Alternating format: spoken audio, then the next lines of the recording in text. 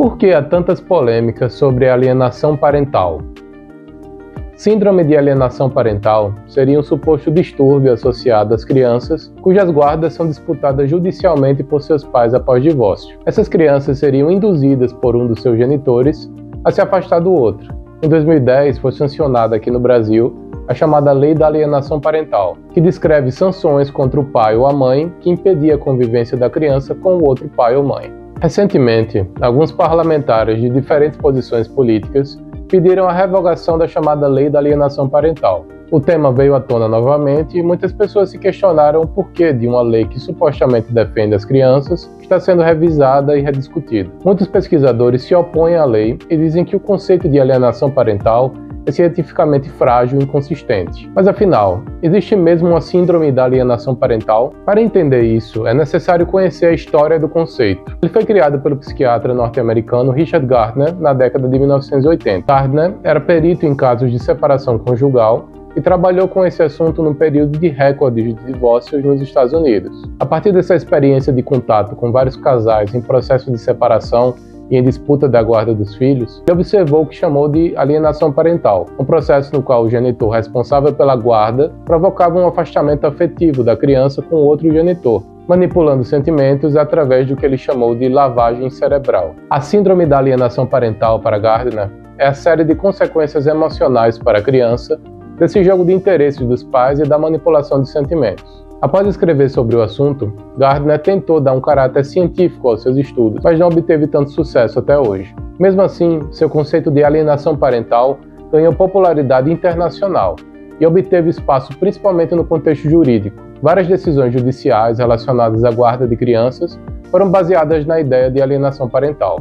Após a popularização, vários pesquisadores questionaram o método que Gardner usou para analisar e descrever a síndrome. O psiquiatra sempre se baseou no conceito de lavagem cerebral, sem nunca tê-lo definido de forma adequada. O que seria essa lavagem?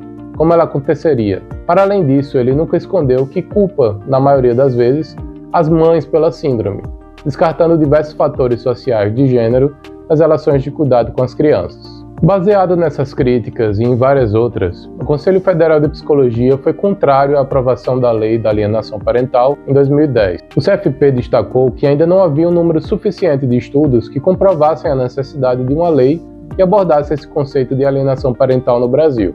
Hoje, ela está sendo revista porque claramente não está cumprindo com seu objetivo inicial. Muitos homens estão se utilizando da lei para criar uma guerra jurídica contra as mães que ficaram com a guarda das crianças, provocando ainda mais sofrimento nos pequenos.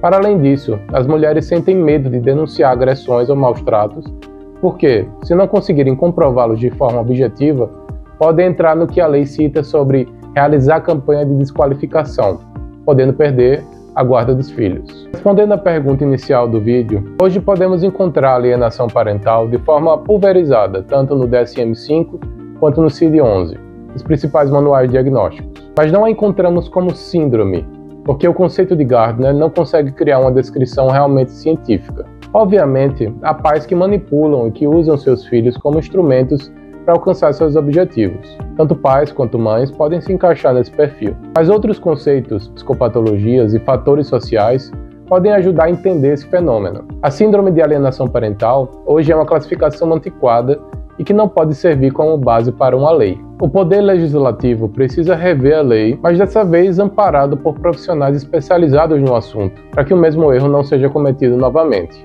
A presença da ciência, mais especificamente da psicologia, é necessária para a elaboração de uma proposta que defenda as crianças, que realmente consiga impedir que pais abusivos destruam a infância de seus filhos. O Estatuto da Criança e do Adolescente já oferece ferramentas jurídicas para lidar com esses assuntos. Precisamos utilizá-lo mais. As referências utilizadas estarão na legenda. Muito obrigado por ter ficado até aqui e até mais.